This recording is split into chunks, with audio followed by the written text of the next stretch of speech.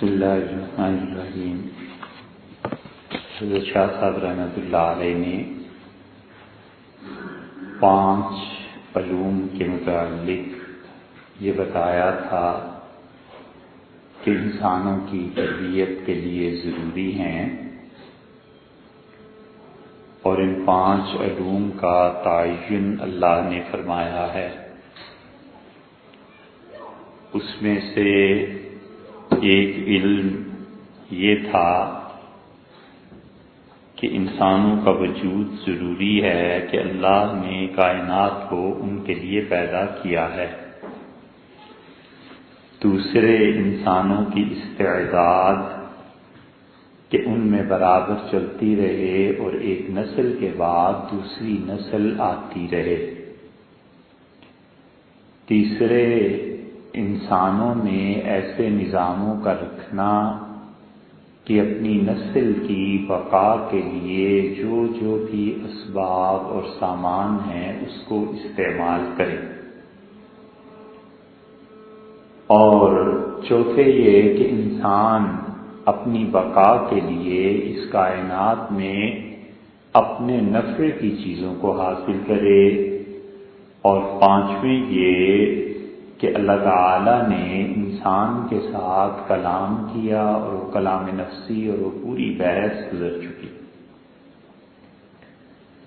شاہ صاحب رحمۃ اللہ نے لکھا ہے کہ کلام جو ہے اللہ کی صفت، وہ علم، ارادہ اور قدرت کے علاوہ ہے، اور ان 5-7 الفاظ میں انہوں نے علم کلام کے اس مسئلے کی طرف توجہ دلائی ہے کہ اللہ تعالیٰ کی صفات اس کی ذات کا حصہ بھی ہیں، الگ بھی ہیں۔ اور حنفیہ میں ایک مسلک یہ ہے جو عام طور پہ علم کلام کی کتابوں میں لکھا ہوا ملتا ہے کہ لا غیر ولا عین، اللہ کی صفات نہ تو اللہ تعالیٰ کی ذات کا عین اس کا حصہ ہیں، اور نہ ہی وہ اس سے الگ کوئی وجود رکھتی ہیں، اور نہ وہ اس کا غیر ہیں، نہ وہ اس کا عین ہے۔ حنفیہ میں صوفیاء کرام کی اکثریت اس طرف گئی ہے کہ وہ کہتے ہیں اللہ کی صفات اس کی ذات کا حصہ ہے، اور علم کلام میں اس بحث نے بہت طول پکڑا ہے۔ حتیٰ کہ اگر یہ کہا جائے کہ صوفیہ چاہے وہ کسی بھی مسلک سے تعلق رکھتے ہوں، وہ سارے قائل ہیں اس کے کہ اللہ کی صفات اس کی ذاتی کا حصہ ہیں، تو یہ بات چنداں بعید نہیں، اور وہ اللہ کی صفات کو ذات کا ہی حصہ سمجھتے ہیں۔ جب وہ ذات کا حصہ ہے تو علم، قدرت، ارادہ، کلام، یہ سب کچھ اللہ ہی کے ساتھ ہے۔ سب سے اچھی تعبیر اس کی امام بخاری رحمۃ اللہ علیہ نے کی ہے، اور امام بخاری رحمۃ اللہ علیہ کتاب التوحید میں لاتے ہیں اس کے لیے نعوت کا لفظ، نون، عین، واو اور تا۔ نعت تعریف کے معنی میں، نعت کسی کی بڑائی بیان کرنے کے معنی میں، پھر نعت کا لفظ آہستہ آہستہ حضور صلی اللہ علیہ وسلم کی شان میں جو چیز کہی گئی اس معنی میں استعمال ہونے لگا، اور اسی کی جمع ہے نعوت، یعنی صفات، تعریفوں کا بیان کرنا، تعریف کرنا۔ اور اسی کو ہمارے حضرت شاہ عبدالعزیز صاحب محدث دہلوی رحمۃ اللہ علیہ نے بھی لیا ہے۔ حضرت شاہ صاحب رحمۃ اللہ علیہ کے متعلق حضرت محمد شاہ صاحب رحمۃ اللہ علیہ کے داماد احمد رضا بجنوری، انہوں نے جو بخاری کی شرح لکھی ہے اس میں نقل کیا کہ حضرت یوسف صاحب بن نوری رحمۃ اللہ علیہ حضرت شاہ عبدالعزیز صاحب رحمۃ اللہ علیہ کے بہت قائل تھے، اور یہاں تک فرماتے تھے کہ اگر ان کا مسلک لے لیا جائے تو اختلافات ختم ہو جائیں۔ معلوم نہیں حضرت بن نوری نبر اللہ مرکزہ نے کس بنیاد پر یہ بات کہی تھی، کیونکہ حضرت شاہ عبدالعزیز صاحب رحمۃ اللہ علیہ جب ہم پڑھتے ہیں تو بہت سی چیزیں جو حضرت شاہ عبدالعزیز صاحب رحمۃ اللہ علیہ نے لکھی ہیں وہ آج کل اہل بدعت کے شعائر میں سے بن گئی ہیں، لیکن شاہ صاحب رحمۃ اللہ علیہ کی تفسیر اگر ہو جاتی مکمل اور تفسیر عزیزی وہ پوری لکھ جاتے تو بہت بڑی چیز بن جاتی۔ لوگ شاہ عبدالعزیز صاحب رحمۃ اللہ علیہ کی تفسیر کو اگر پڑھتے تو تفسیر کبیر جو امام رازی رحمۃ اللہ علیہ کی ہے اس کو بھول جاتے۔ کل 3.5 پاروں کی تفسیر پہنچ سکی، 2 پارے آخری اور 1.5 پارا پہلا، باقی حضرت نے لکھی نہیں، انتقال فرما گئے، لکھی تھی 1857 میں ضائع ہو گئی۔ وہ 19ویں صدی جو 1801، 2، 3 سے شروع ہو کے آخر تک اس اعتبار سے اتنی بری صدی ہے کہ جتنے لوگ اس میں گزرے ہیں ان کے حالات تلاش کرنے ملیں تو 10 سطریں نہیں ملتی، 1 صفحہ نہیں ملتا۔ آدمی اتنا بڑا، اور حالات کیا تھے، کام کیا کیا، جو کام کیا کن حالات میں کیا، کیا محرکات تھے، کس کے شاگرد تھے، یہ بڑے تاریخی حقائق آتے ہیں، کچھ نہیں ملتا۔ حتیٰ کہ حضرت شاہ عبدالقادر صاحب محدث دہلوی رحمۃ اللہ علیہ کے حالات پچھلے کوئی 30-35 سال ہو گئے ہمیں ڈھونڈتے ہوئے، ہندوستان کیا، پاکستان کیا، اور انڈیا آفس لائبریری کیا، 15 صفحے نہیں ملتے شاہ عبدالقادر صاحب رحمۃ اللہ علیہ پہ جو بیان کیا جا سکے کہ وہ آدمی کیا تھا۔ اور حال یہ ہے کہ قرآن پاک کا جو انہوں نے اردو ترجمہ کیا ہے، جب تک اردو دنیا میں ہے کوئی آدمی اس ترجمے سے بے نیاز ہے، حالات ہی نہیں ملتے۔ اتنی لڑائیاں ہوئی ہیں، اتنا انگریزوں کے ساتھ مسلمانوں کی مخالفت رہی ہے، اتنی آگ لگی ہے، اتنے گھر جلائے گئے، اتنے گاؤں جلائے گئے۔ 1857 کی جنگ آزادی نے پورا ہندوستان پہ ہو بالا کر کے رکھ دیا، کوئی چیز نہیں ملتی، اور اتنی تنگی ہوتی ہے، آدمی کرے کیا؟ اور جو کچھ ہے وہ اتنا ناکافی ہے کہ تحقیق کے لیے چیز نہیں ملتی، تحقیق کا کام اب کرے کوئی کیسے؟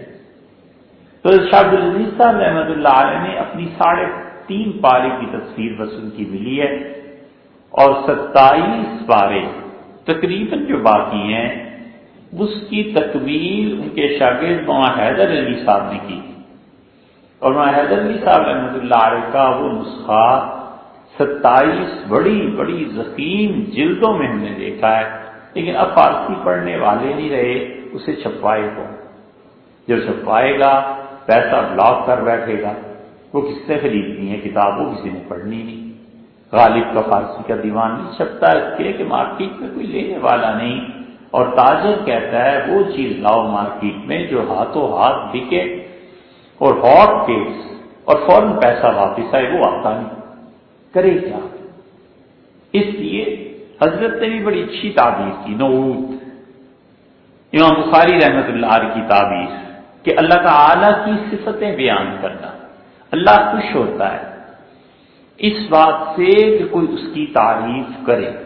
چنانچہ حدیث میں آیا ہے حضور صلی اللہ علیہ وسلم نے اس قسم کی باتیں لوگوں کو بتائیں اور تعلیم دی کہ اللہ کی تعریف کرو، اور اللہ اس بندے سے بڑا خوش ہوتا ہے جو اس کی تعریف کرتا ہے۔ اللہ کو کوئی فرق نہیں پڑتا تعریف کرنے سے، بندہ اپنی بندگی کا اقرار کرتا ہے۔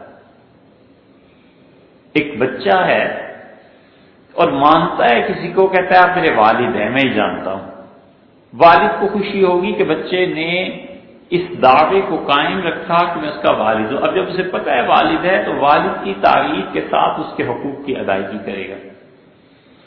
ایک بچے کو یہ پتہ ہی نہیں کہ میرا والد ہے، ماں ہے، باپ ہے، کون نہیں ہے، بچے کی عمر چھوٹی ہے، بچہ پاگل ہے، بچہ بے ہوش ہے، دیوانہ ہے، اسے کیا پتا یہ کون سی شخصیت ہے کون سی نہیں، نتیجہ یہ کہ وقت کا دانی کرے گا۔ ایسی جو انسان اللہ کی تعریف کرتا ہے اللہ اس سے خوش ہوتا ہے کہ بندے نے اپنی بندگی کا اظہار کیا، اللہ کو کیا فرق پڑتا ہے۔ اسی لیے اللہ قرآن میں بار بار لوگوں کو کہتا ہے کہ تم سب مل کے میری تکفیر کرو، مجھے نہ چاہے، میرے وجود کو نہ مانو، میری برائی کچھ کرو۔ غنی عن العالمین، ہم ساری کائنات سے بے نیاز ہیں۔ اور اسی لیے وہ کہتا ہے کہ اس نے حج کو فرض قرار دیا، اور اول بیت وضع للناس، سب سے پہلا گھر جو میری عبادت کے لیے بنایا گیا یہ بیت اللہ۔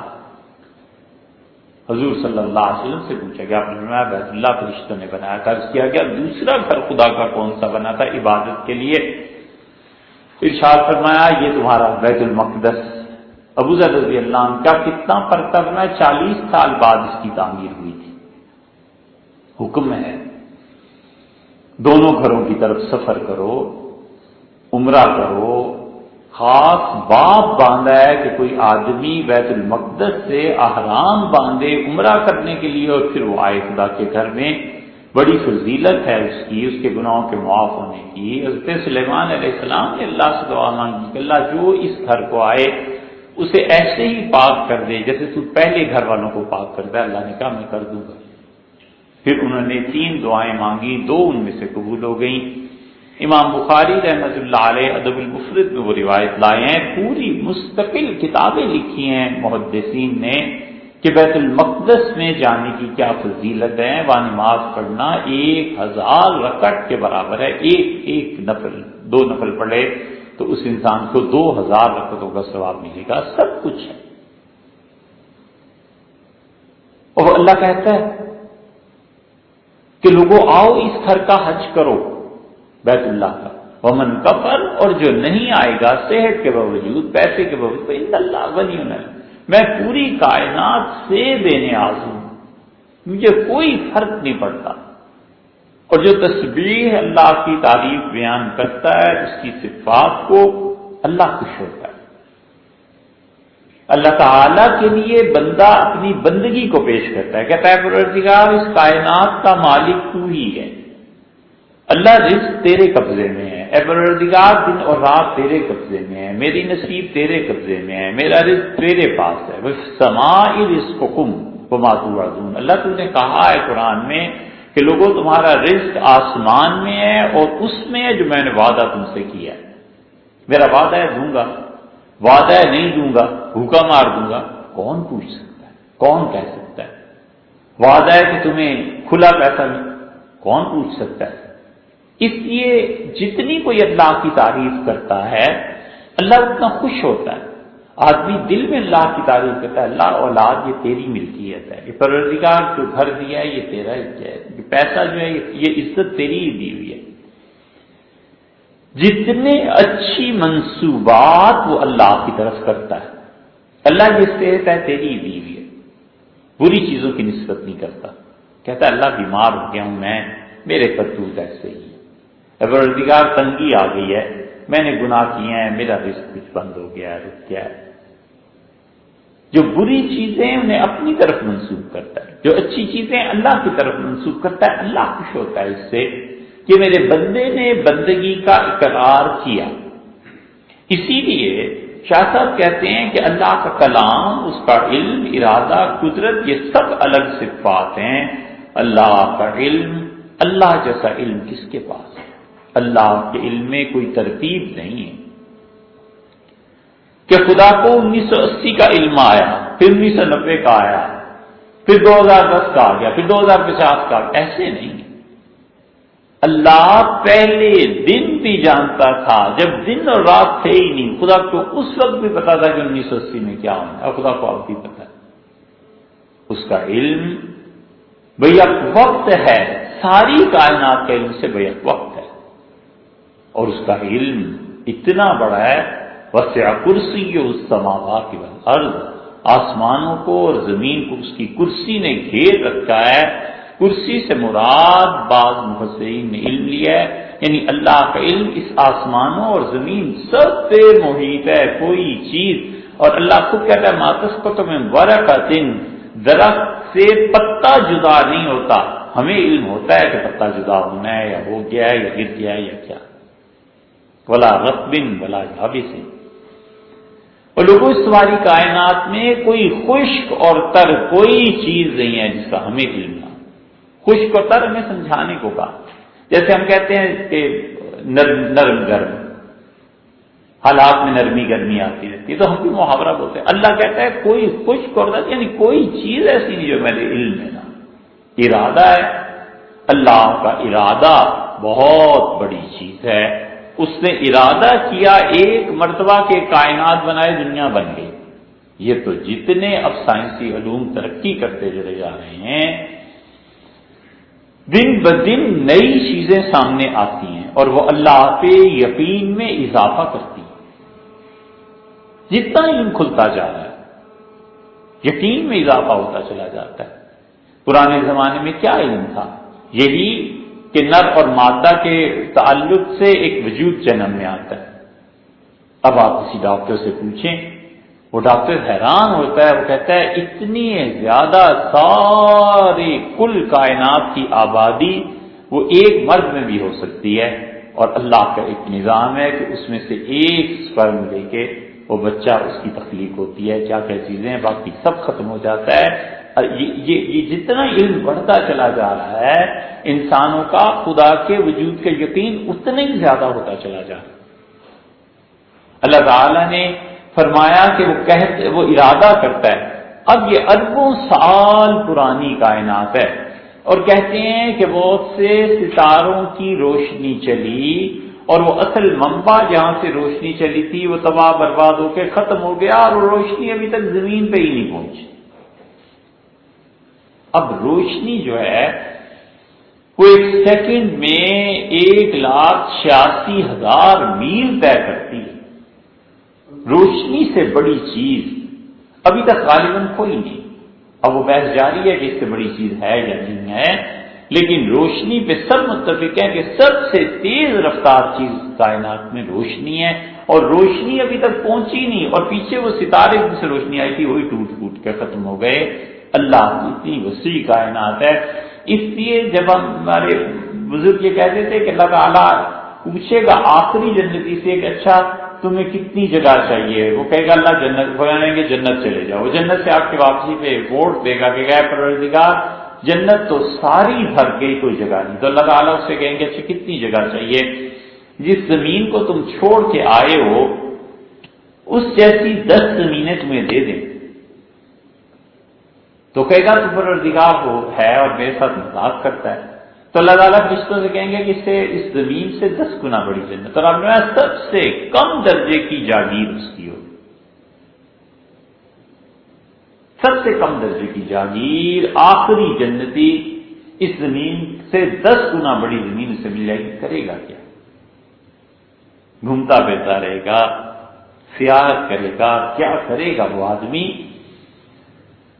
اور اللہ کے لیے کچھ بھی نہیں، وہ کچھ بھی نہیں۔ اسی لیے حضور صلی اللہ علیہ وسلم نے فرمایا تم میں سے کسی آدمی کو 4 فٹ ایک کوڑے کے برابر جگہ مل جائے جنت میں، اس کے لیے ساری کائنات سے افضل ہے۔ اس لیے کہ اللہ کہتا ہے لا نصب فیہا، لوگوں تم تھکو گے نہیں، اور اللہ تعالیٰ فرماتے ہیں کہ وہاں پہ پیاس نہیں ہے، بھوک نہیں ہے، سورج کی شدت نہیں ہے، سردی کی شدت نہیں ہے، اور انسان کپڑوں کی تمنا کرے گا اور زمین سے کپڑے اگیں گے اور اسے ملیں گے۔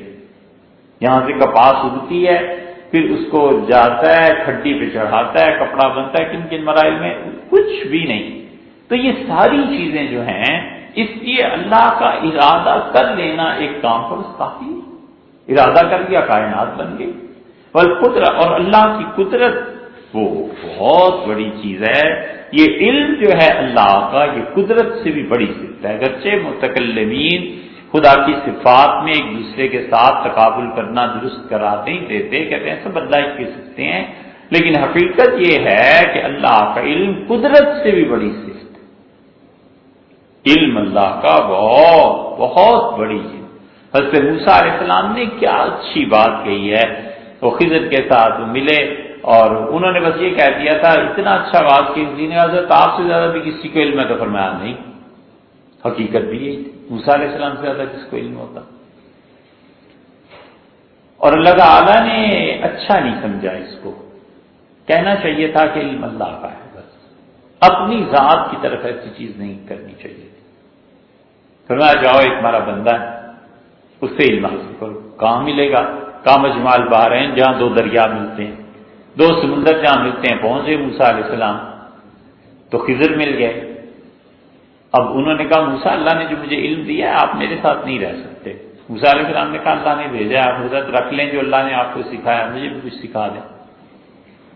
امام بخاری رحمۃ اللہ علیہ اس روایت کو صحیح میں 15 جگہ سے زیادہ لائے اور ہر جگہ نئے سے نیا فائدہ ہے۔ دونوں چلے سمندر میں اور کشتی میں چڑیا آئی اور اس نے غوطہ لگایا اور پانی کے اڑ گئی۔ تو خضر نے کہا موسیٰ اس چڑیا نے سمندر میں سے کتنا کم کیا؟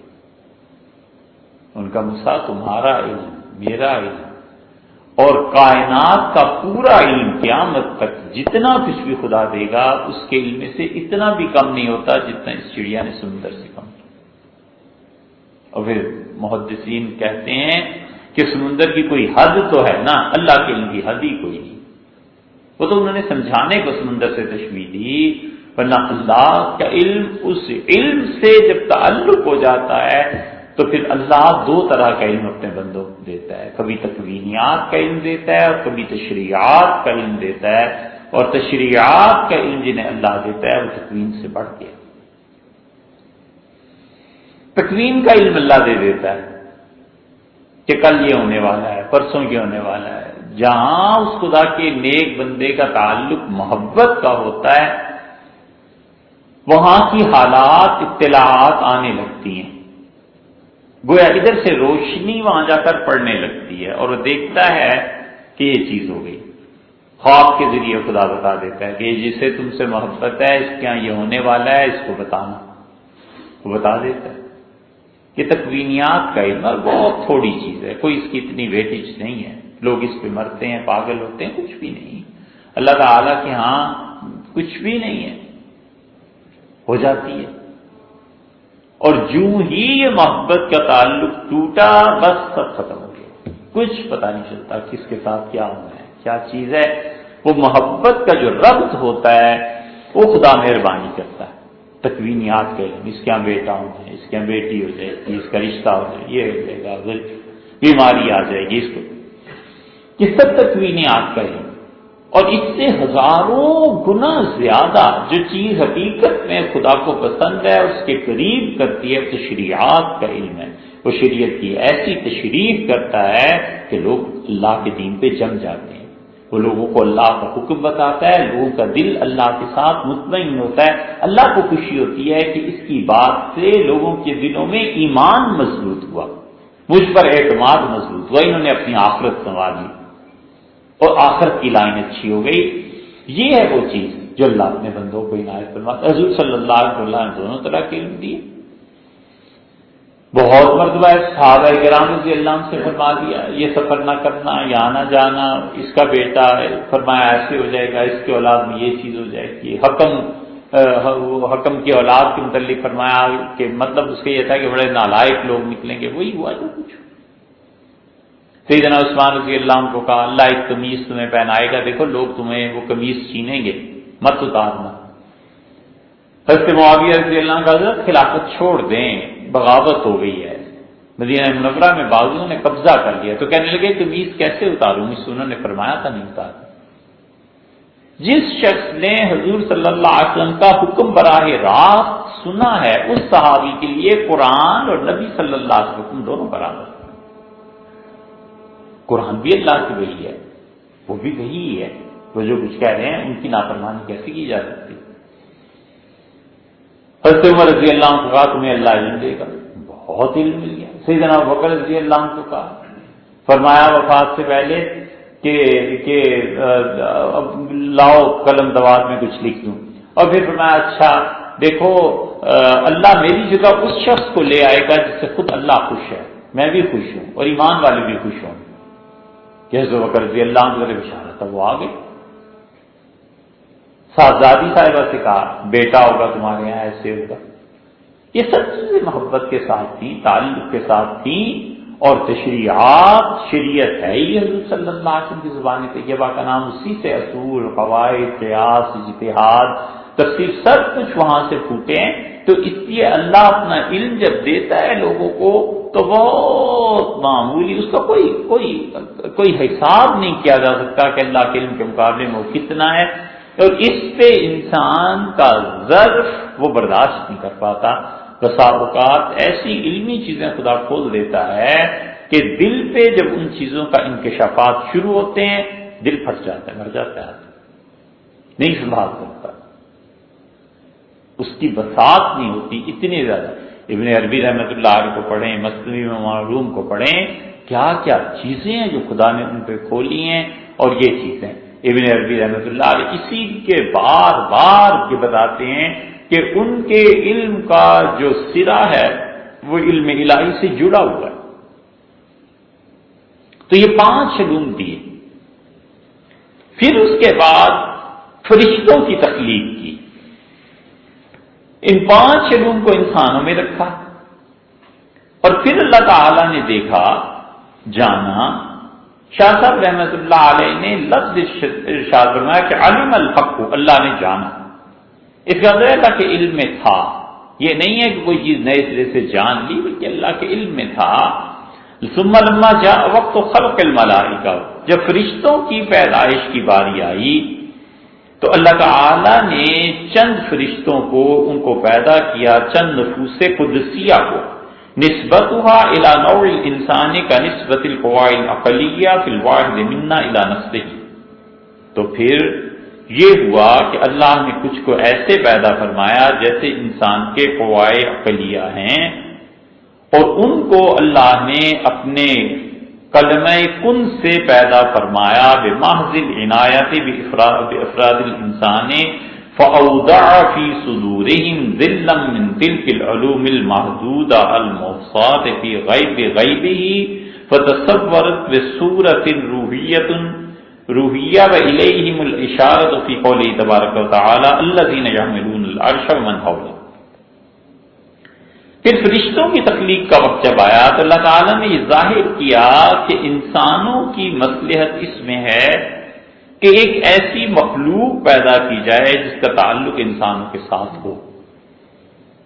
اللہ تعالیٰ کو معلوم تھا کہ اللہ کے کام کرنے کے لیے بھی ایک مخلوق چاہیے، سو اللہ نے ایک مخلوق پیدا کی اپنے کلمہ کن کے ذریعے۔ اور جب آدم کا وقت آیا تو پہلا مسئلہ اس مقام پہ یہ ہے کہ آدمی افضل ہے یا فرشتے افضل ہیں، اور جمہور علماء کا مسئلہ یہ ہے کہ انسان افضل ہیں، خاص انسان خاص فرشتوں سے افضل ہیں، اور عام انسان عام فرشتوں سے افضل ہیں، عام انسان خاص فرشتوں سے افضل نہیں۔ مثلا ایک آدمی گناہگار ہے، خدا کی نافرمانی کرتا ہے، وہ اللہ کے عام فرشتوں سے تو بہتر ہے لیکن جبریل امین سے تو اچھا نہیں ہے۔ اور اللہ کے جو خاص بندے ہیں جیسے انبیاء علیہ السلام ہیں، اللہ کے خاص فرشتوں جبریل اور میکائیل اسرافیل علیہ السلام، ان سے وہ اچھے ہیں، اس لیے کہ خدا نے انہیں اپنی رسالت کے لیے منتخب کیا ہے۔ اور اہل سنت نے اس کی دلیل یہ بھی دی ہے کہ وہ کہتے ہیں دیکھو فرشتوں کا جب وقت آیا تو اللہ نے کلمہ کن سے پیدا کیا کہ ہو جاؤ، پیدا ہو گئے، اور جب انسان کی باری آئی تو اللہ نے کہا خلقت بیدیا، میں نے اپنے ہاتھوں سے تمہیں پیدا کیا۔ تو انہوں نے کہا انسان کو خدا کا ہاتھ چھوا ہے، لگا ہے، اب وہ کیسا ہے، اس ہاتھ سے مراد قدرت ہے کیا ہے یہ ایک الگ بحث ہے جو ہو چکی، لیکن انسان افضل ہے، اس کی فرشتے اس کے خادم ہیں۔ اسی لیے قرآن کریم میں آیا ہے کہ ہمارے بندے جب جنت میں آئیں گے تو فرشتے یدخلون علیہم من کل باب، ہر دروازے سے ان کے گھر کے جتنے دروازے ہوں گے فرشتے ان دروازوں سے داخل ہوں گے اور میرے بندوں کو سلام پیش کریں۔ تو جو سلام پیش کرنے آتا ہے وہ بادشاہ کی خدمت میں جو سلام پیش کرتا ہے تو بادشاہ اس سے افضل ہوتا ہے اور یہ کم درجے کا ہوتا ہے، تو اس کے فرشتے کم درجے کی چیز ہے۔ اللہ نے اپنے کلمہ کن سے انہیں پیدا فرمایا، اور اللہ کو معلوم تھا یہ بات کہ انسانوں کی مصلحتوں کے لیے یہ ضروری ہے۔ چنانچہ انسانوں کی پیدائش سے لے کے موت تک کے احوال اللہ نے فرشتوں کے سپرد کیے، اور فرشتوں کو ایسا رکھا کہ وہ اللہ کا حکم مانتے ہیں۔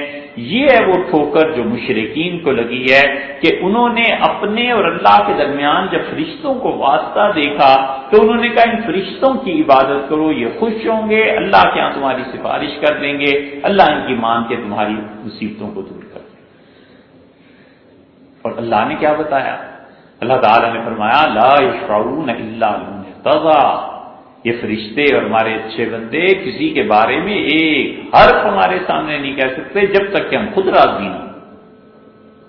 ہم خود اشارہ کرتے کہو میرے بندوں کے بارے میں، ہم خود فرشتوں سے کہتے ہیں کہ سفارش کرنی ہے، فرشتے سفارش کر۔ فرشتوں کی کیا مجال ہے کہ اللہ کے حکم میں دخل دے سکے؟ فرشتوں کا تو حال یہ ہے کہ حضور صلی اللہ علیہ وسلم نے جبریل امین سے پوچھا کہ اللہ تعالیٰ سے اس سوال کا جواب پوچھو، میں کئی دن سے سوچ رہا ہوں مجھے اس کے جواب کی سمجھ نہیں آتی۔ تو جبریل امین نے کہا اللہ کے رسول میں نے اللہ سے پوچھا اور آپ کے سوال میں اتنی برکت تھی کہ اللہ نے مجھے اپنا اتنا قرب بخشا کہ آج تک میں خدا کے اتنا قریب نہیں ہوا کبھی، اور میرے اور خدا کے درمیان 70,000 نور کے پردے رہ گئے۔ وہ 70,000 میں 70,000 واقعی تھے، یہ ممکن ہے 10 لاکھ ہو اور ممکن ہے 5 لاکھ، کیونکہ عربی میں 70,000 کا لفظ جو ہے وہ کثرت کے لیے بھی استعمال ہوتا ہے، جیسے اردو میں، جیسے قرآن میں آیا کہ اگر آپ 70 بار بھی اس کا جنازہ پڑھیں ہم نہیں بخشیں گے۔ حضور صلی اللہ علیہ وسلم جانتے تھے کہ 70 سے مراد زیادہ تعداد ہے، یعنی بار بار بھی۔ تو عمر رضی اللہ عنہ اللہ کے رسول نے فرمایا اچھا میں 71 مرتبہ پڑھ دوں گا، تو وہ حضور صلی اللہ علیہ وسلم کا کہنا تو محبت اور شفقت کی بنیاد پہ تھا۔ تو جبریل امین نے کہا اتنا آج قرب، اور اللہ نے مجھ سے کہا کہ یہ جواب دیجیے یہ کہیے۔ تو اللہ کہتے ہیں فرشتوں کی کیا عبادت ہے، تم لوگوں کی برکتوں سے انہیں میرا قرب کہیں نصیب ہوتا ہے۔ اسی لیے حضور صلی اللہ علیہ وسلم نے فرمایا اللہ کے نیک بندے فرشتے ان کا رزق لے کے آتے، وہ اللہ کے حکم سے۔ مشرک اقوام نے سوچا کہ اللہ کے اور بندوں کے درمیان یہ واسطہ ہے لہذا ان کی عبادت شروع کی جائے، یہ خوش ہوں گے، اور پھر انہوں نے اس سے آگے بڑھ کے اگلی نسل نے کہا کہ فرشتے در حقیقت اللہ کی بیٹیاں ہیں، معاذ اللہ، جس طرح بیٹی باپ کے گھر آ جائے تو باپ بڑا ہی اس کا احترام کرتا ہے اور خالی نہیں بھیجتا، اسی لیے خدا نے شدید ناراضگی کا اظہار کیا ہے۔ اللہ تعالیٰ نے فرمایا لکم الذکر ولہ الانثی، اور تم ایسے نالائق ہو مشرکو کہ بیٹے اپنے لیے مانگتے ہو، بیٹیاں میرے لیے تجویز کرتے ہو، تلک اذا قسمۃ ضیزیٰ، اگر یہ حقیقت بھی مان لی جائے تو بھی بڑا ظلم ہے کہ بیٹیاں کمزور مجھے دیتے اور بیٹے اپنے پاس رکھتے۔ اسی لیے اللہ تعالیٰ نے شدت سے نفی فرمائی ہے کہ جو میرے فرشتوں کو بیٹیاں کہتے ہیں، اللہ نے کہا انہیں عذاب ہوگا، خدا کو ناراضگی ہے، غصہ ہے۔ اسی لیے وہ بار بار کہتا ہے کہ لا یسبقونہ لہ بالقول، میں جو کچھ کہہ دوں کسی کی مجال ہے کہ میری بات سے آگے بات بڑھا سکے۔ ہم بامرہ یعملون، اور فرشتے میرے حکم کے مطابق کام کرتے ہیں۔ ایک جگہ اللہ تعالیٰ فرماتے ہیں جو ہم فرشتوں کو کہہ دیتے ہیں ذرہ برابر اس میں کمی بیشی نہیں کر سکتے میرے فرشتے، کیونکہ مخلوق ہے نا، اور مخلوق میں بھی انسانوں سے بھی کم درجے کی مخلوق ہے، انسان اس سے بھی افضل ہے۔ انسانوں کے لیے اللہ نے ان فرشتوں کو پیدا کیا۔ شاہ صاحب رحمۃ اللہ علیہ فرماتے ہیں ان فرشتوں کی نسبت انسان کے ساتھ ایسے ہی ہے جیسے ہمارے قوائے خلی ہیں۔ آسان مثال جیسے ہماری آنکھیں ہیں، سننا ہے، چکھنا ہے، حواس خمسہ ہیں، 5 سینسز ہیں، یہ سینسز اگر نہ ہوں تو انسان کے جتنا کم ہو اتنی مصیبت ہے۔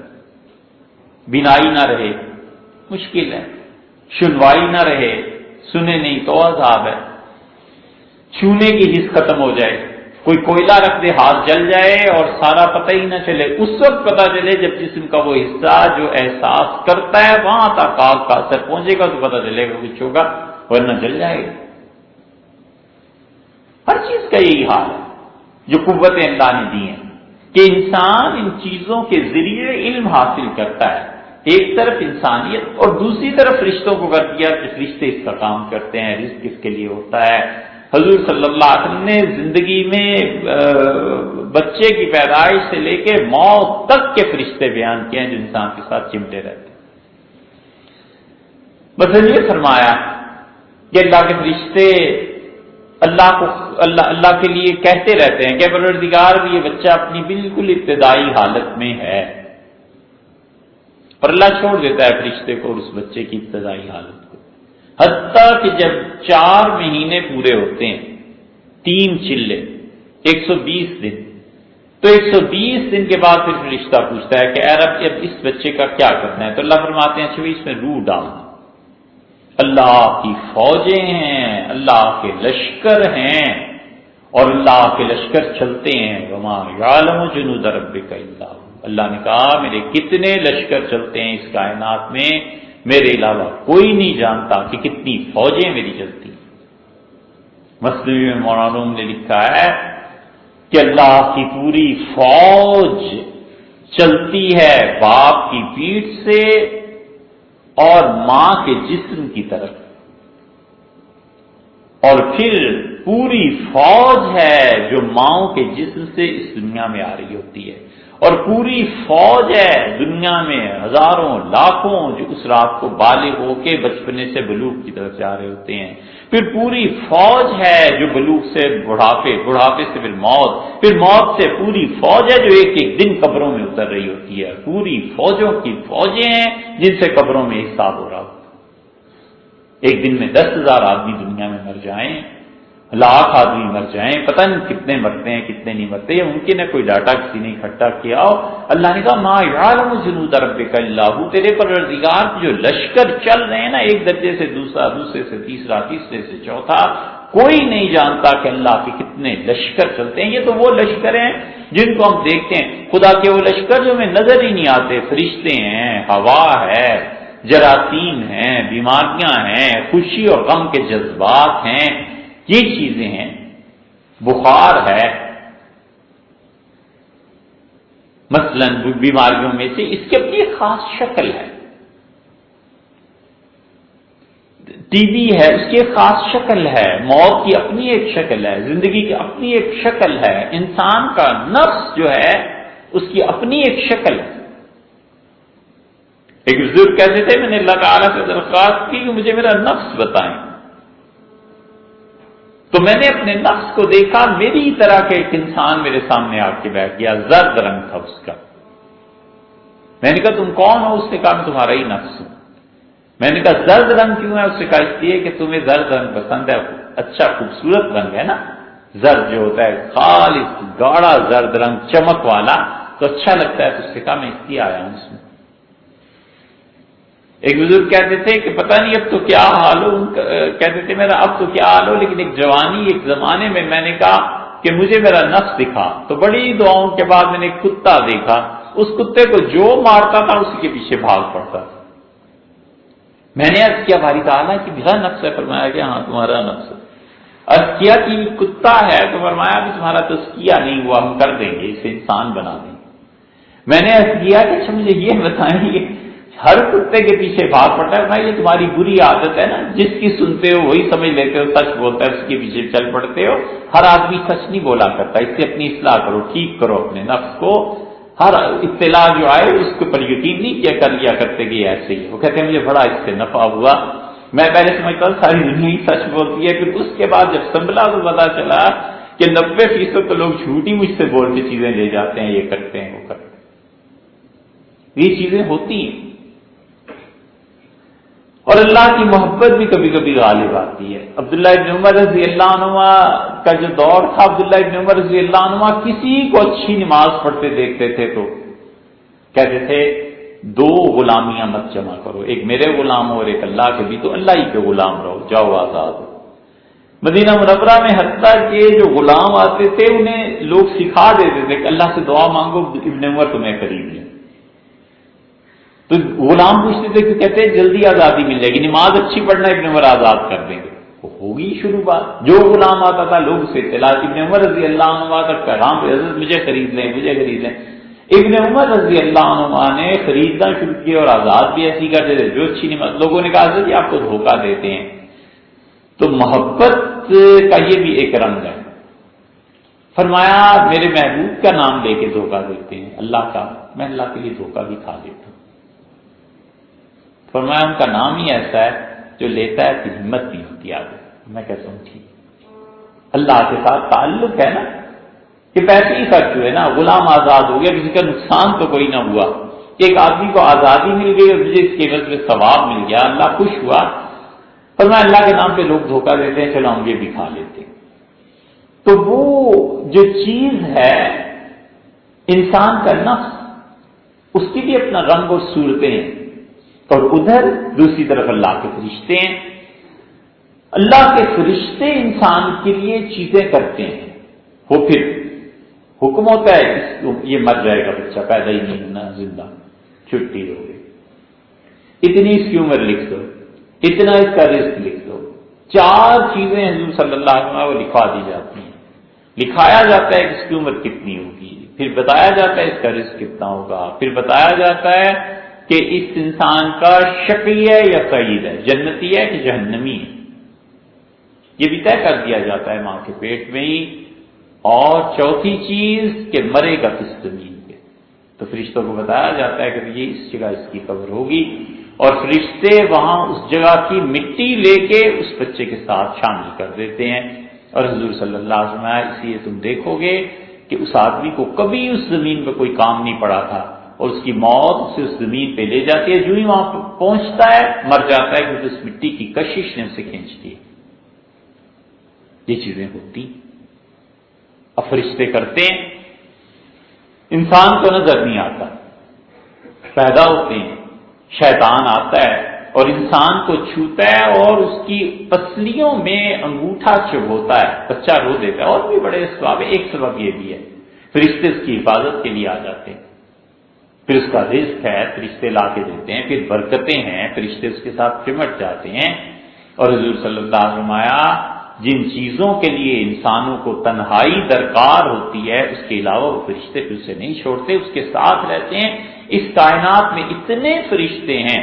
حضرت مجدد الفسانی سرہندی رحمۃ اللہ نے کہا ہے کہ میں نے دہلی میں دیکھا تو مجھے سمجھ آئی کہ دہلی میں اتنے ہر انسان کے ارد گرد جنات، شیاطین اور اللہ کی مخلوقات تھیں کہ اگر فرشتے حفاظت نہ کر رہے ہوتے تو یہ جنات اور شیاطین اور یہ سب مل کے انسانوں کو چیر پھاڑ کے رکھتے. اللہ نے فرشتوں کو رکھا ہے. پھر ایک جگہ اپنا مشاہدہ لکھا ہے کہ میں نے دیکھا کہ ایک فرشتہ تھا ایک آدمی کے ساتھ، اس کا کوئی کام نہیں تھا سوائے اس کے کہ اس کے ہاتھ میں جوتا تھا، اور جو شیطان جن اس کے قریب آتا تھا اسے مارتا تھا. وہ آدمی اللہ کا کچھ ایسا اچھا بندہ ہوگا کہ شیاطین اور جنات چاہتے تھے کہ اس طرح دنیا سے ختم ہو. اس کے ساتھ خدا کی رحمتیں کیوں ہیں؟ تو فرشتہ اسے جوتا مارتا تھا، سر پہ ہٹو اس.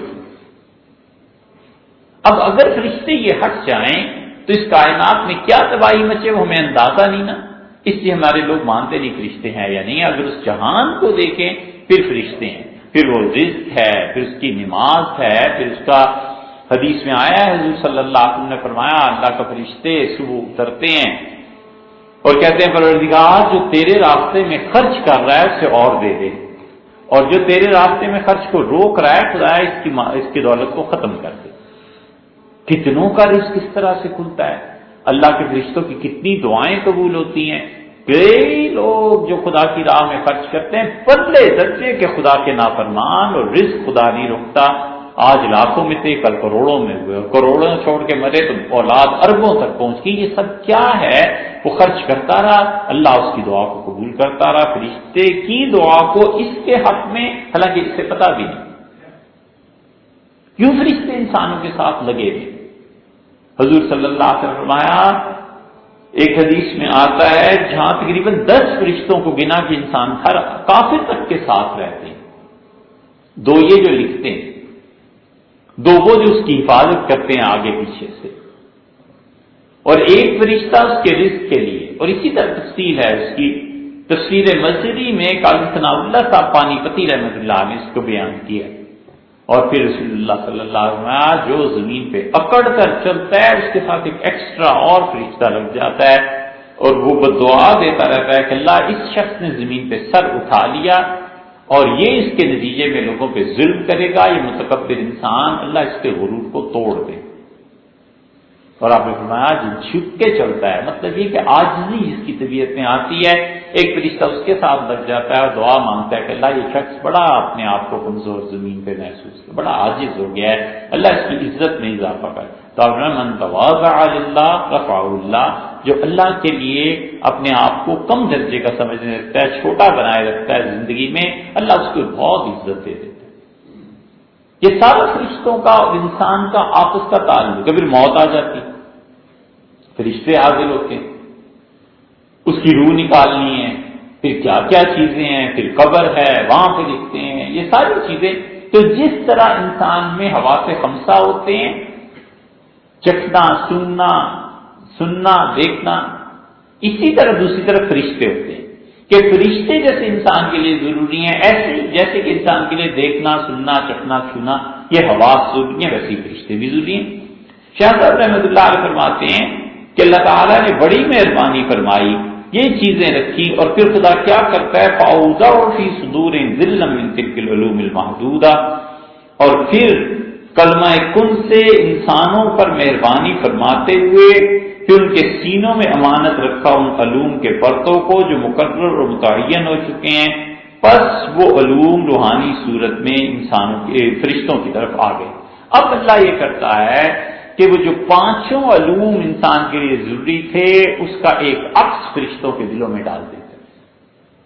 فرشتوں کو پتہ چل جاتا ہے کہ اچھا اس انسان کی حفاظت ضروری ہے، اچھا اس آدمی کے متعلق لکھا گیا ہے کہ یہ گناہ گار ہے.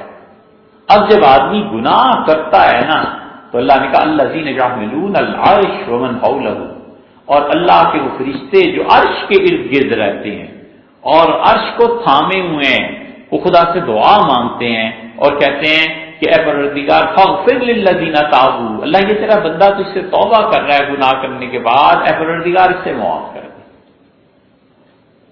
تو اس گناہ گار نے توبہ کی، پھر فرشتے نے اس کے لیے دعا کی، دونوں چیزیں جمع ہو گئیں، اللہ کی رحمت کی صرف حرکت میں آئی اور بندے کی معافی ہو گئی. واتبعوا السبیل، اللہ وہ بندے جو تیری راہ میں چلتے ہیں پروردگار ان کے گناہوں کو معاف کر. عرش کو تھامنے والے فرشتے گناہگار انسانوں کے لیے دعا مانگتے. اللہ کا ایک نظام ہے اور وہ چلتا ہے. شاہ صاحب رحمۃ اللہ علیہ کہتے ہیں کہ یہ آیت دیکھا تم نے جو قرآن نے کہی ہے کہ یحملون العرش ومن حولہ یسبحون بحمد ربہم، اپنے پروردگار کی تسبیح اور حمد دونوں ملا کر بیان کرتے ہیں. اسی لیے نماز جو ہے یہ خدا کی رحمت کو کھینچتی ہے کہ انسان اس میں اللہ کی تسبیح اور حمد ملا کر بیان کرتا ہے. تسبیح اور حمد کیسے؟ سبحانک اللہم و بحمدک، اے اللہ سبحانک تو پاک ہے، اے اللہ تو پاک ہے ہر اس عیب سے جو لوگ تیرے لیے کہتے ہیں، و بحمدک، اور اس کے ساتھ ساتھ اللہ میں تیری تعریف بیان کرتا ہوں. تسبیح اور حمد مل گئی. اسی لیے فرمایا کہ سبحان اللہ و بحمدہ یہ پڑھا کرو. حضور صلی اللہ علیہ وسلم جو سجدہ کرتے تھے، عبداللہ ابن مسعود حضرت عائشہ رضی اللہ عنہما کی روایت میں آتا ہے کہ نماز کے سجدے میں سبحان ربی العظیم، اس کے بعد عرض کرتے تھے کہ سبحانک اللہم و بحمدک لا الہ الا انت. وہی ہے ثنا سبحانک اللہم و بحمدک، ہم جو نماز کے آغاز میں پڑھتے ہیں بس اتنا جملہ، اور پھر اس کے بعد لا الہ الا انت.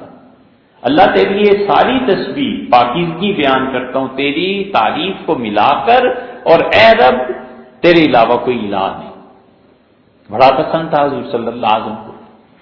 اسی لیے رات کو اللہ نے نماز کو وتر بنا دیا اور دن کو بھی وتر طاق بنا دی. یہ جو مغرب کی نماز ہے نا 3 رکعتیں، حضور صلی اللہ علیہ وسلم میں اللہ طاق ہے اور طاقت کو پسند کرتا ہے. صحابہ کرام رضی اللہ عنہ کہتے تھے کہ مغرب کی نماز وتر ہے، یعنی طاق ہے. تو دیکھو تمہارے دن کا جو اختتام جس عبادت پہ ہوا ہے وہ عبادت اللہ نے طاق رکھتی، 3 رکعتیں رکھتی. یہ 2 سنتیں جو ہیں اصل میں 3 رکعتوں کو پورا کرنے والی. فجر سے ظہر کے بعد کی سنتیں 2، مغرب کے بعد کی اور عشاء کے بعد کی 2 اور وتر کے بعد کی 2 رکعتیں، یہ سب کے سب اپنی سے پہلی نماز کو پورا کرنے والی.